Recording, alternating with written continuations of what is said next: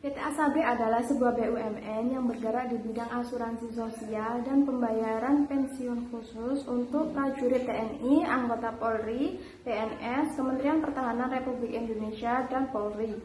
PT Asabri ini hampir 2 tahun sekali mengalami penyajian kembali dan reklasifikasi atau restatement pada laporan keuangannya.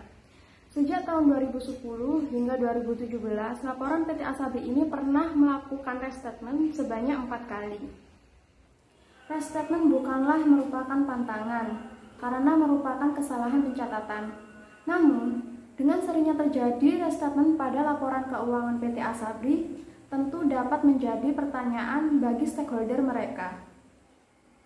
Banyaknya kejanggalan yang mengenai PT Asabri yang sering melakukan restatement memunculkan statement negatif terhadap perseroan tersebut. Salah satunya ialah dugaan korupsi dalam pengelolaan keuangan dan dana investasi oleh PT Asuransi Angkatan Bersenjata Republik Indonesia atau Asabri.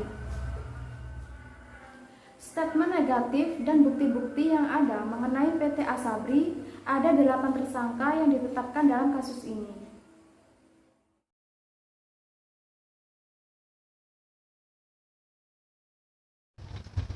PT Asabri telah melakukan restatement pada laporan keuangannya sebanyak 4 kali.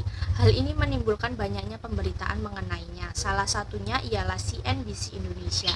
Melalui laman resminya, CNBC Indonesia memberitakan PT Asabri yang telah merestatement laporan keuangannya sebanyak 4 kali dan juga menunjukkan beberapa perbandingan sebelum dan sesudah laporan tersebut direstatement. Kelompok 1 mencoba untuk menganalisis kasus tersebut. Dan berikut ialah perbandingan sebelum dan sesudah laporan keuangan PT Asabri di restatement.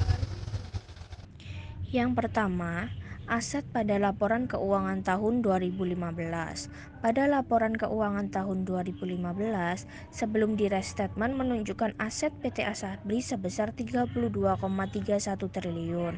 Sedangkan setelah di restatement mengalami kenaikan sebesar 32,33 triliun.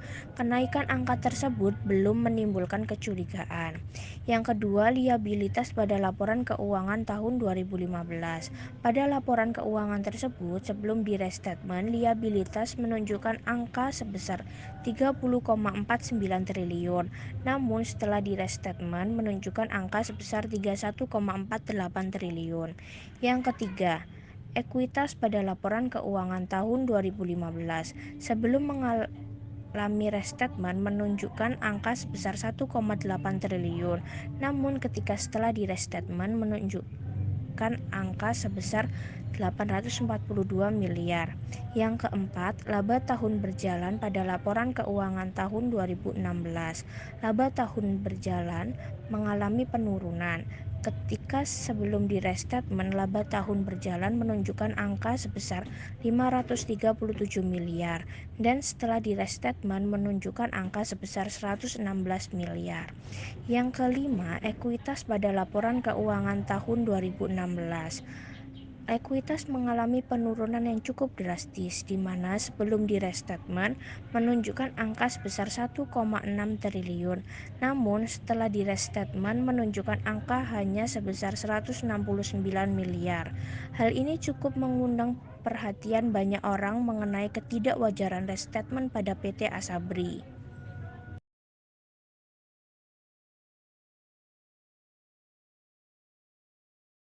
Restatement dengan alasan-alasan yang tidak wajar yang ditolerir akan membuat kerugian yang besar. PT Asabri juga pernah diperingatkan BPKRI pada tahun 2016 agar membenahi portofolio saham tujuan investasi mereka, supaya terhindar dari resiko kerugian. Sama seperti Jiwasraya, PT Asabri juga tak menjalankan sepenuhnya rekomendasi BPK tersebut hingga saat ini. Untungnya PT Asabri disebut lebih mujur daripada Jiwasraya, sebab perusahaan asuransi untuk ASN TNI Polri itu masih memiliki likuiditas dari iuran wajib tertanggung yang besarnya sampai 1 triliun per tahun.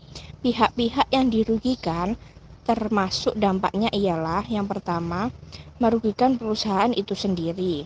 Yang kedua, merugikan negara dan nasabah. Yang ketiga, berdampak secara sistematik ke sejumlah perusahaan asuransi lainnya. Keempat, menurunkan kepercayaan masyarakat luas terhadap industri perasuransian.